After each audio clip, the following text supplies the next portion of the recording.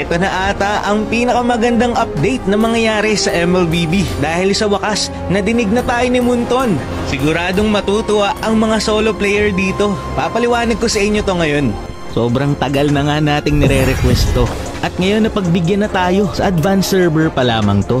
Imbes na mga favorite hero ang ilalagay mo dito, pipili ka na ngayon ng role na gusto mong gamitin sa laban. Sa rank game to I-try muna natin isang role lang ang ating ilagay. And mag-jungle tayo ngayon. Akala ko mas tatagal yung matchmaking kasi per role na Pero around 30 seconds, nakahanap na agad ako dito ng match. At nung nag-start na yung game, lahat kami ay nasa tamang role na sa wakas. Ang tagal ko nang inaantay na mangyari to sa ML. Hindi ka na mahihirapan mag-adjust at makakapag-spam ka na ng role na gusto mo talaga. At nung natapos yung picking, nasa tamang role nga talaga kami. Kaya ang ganda. Akala ko nga AI lang yung mga kasama ko. Pero nagpapareport yung Johnson kaya alam kong tao. Try naman nating dalawang role ang piliin. Para to sa mga flexible yung role nila. Gold lane at jungle yung nilagay ko dito na role.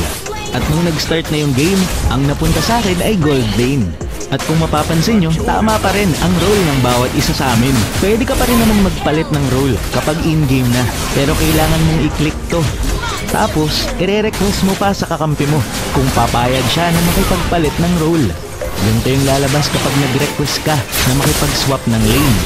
Tapos ganito naman yung lalabas kapag sa'yo naman nag-request ang kakampi mo.